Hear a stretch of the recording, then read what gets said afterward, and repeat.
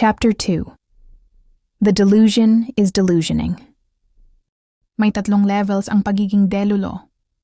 Level 1. Yung feeling mo hindi ka tatawagin ng guru mo kapag hindi ka tumingin sa mata niya. Level 2. Yung akala mo matatapos mo ang isang 10-page research paper sa loob ng 2 oras. At level 3. Ang umasa na sadyang hinulog ng crush mo ang litrato mo para lang magpapansin at magbigay ng hint.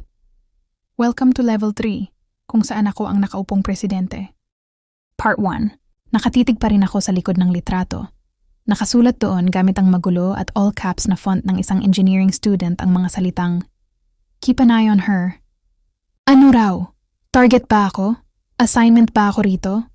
Binayaran ba siya ng mga magulang ko para ispy ako? O, secretly ay may dark obsessive crush din siya sa akin gaya ng sa akin sa kanya? Okay, premature celebration self, huwag tayong assuming. Ang Gen Z side ko ay gustong-gusto nang gumawa ng TikTok gamit ang It's a Canon event na audio. Pero ang rational part ng utak ko ay sumisigaw na ng saklolo. "Ana, halika rito! Tulungan mo kaming mag-set up ng console!"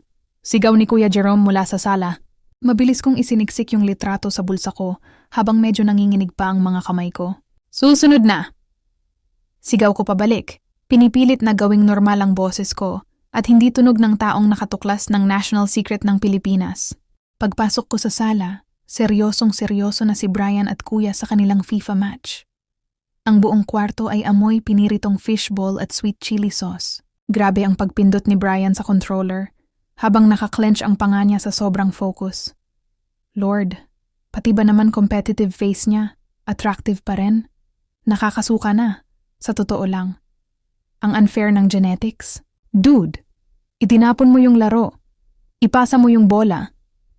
Sigaw ni Kuya habang itinataas ang 2 kamay nung mag-miss ng literal na open goal ang karakter ni Brian. My bad, nadulas ang kamay ko, tawa ni Brian. Pero sandali siyang lumingon sa akin habang umuupo ako sa nag-iisang armchair sa tapat nila. May kakaiba at makahulugang tingin sa mga mata niya sa loob ng isang split second bago siya tumingin ulit sa TV screen. O baka naman guni-guni ko lang to? Sige, i-charge na lang natin sa hallucination dulot ng malalang academic burnout. "Ana, kumain ka ng fishball bago pa ubusin lahat ni Brian," sabi ni Kuya nang hindi umaalis ang tingin sa screen. Kung kumain yan ay parang galing sa tagutom. Hey, kailangan ng mga engineering major ng mataas na caloric intake para ma-process ang calculus. Pagtatanggol ni Brian sa sarili niya habang kumukuha ng stick at tinutusok ang 3 fishball ng sabay-sabay. Inabot niya sa akin ang stick. "Here, fuel para sa popstar natin." Tiningnan ko ang fishball. Tapos sa kamay niya, tapos sa mukha niya. "Keep an eye on her." Paulit-ulit na nag-e-echo ang mga salita sa utak ko. Kinuha ko ang stick at nagkadikit ang mga daliri namin sa loob ng isang fraction ng segundo. "Te, may literal na kuryenteng gumapang sa braso ko." "Salamat," pulong ko, biglang nagpanggap na busy sa pagnguya. Ang lakas ng kabog ng puso ko. Feeling ko naririnig na nila ito sa lakas.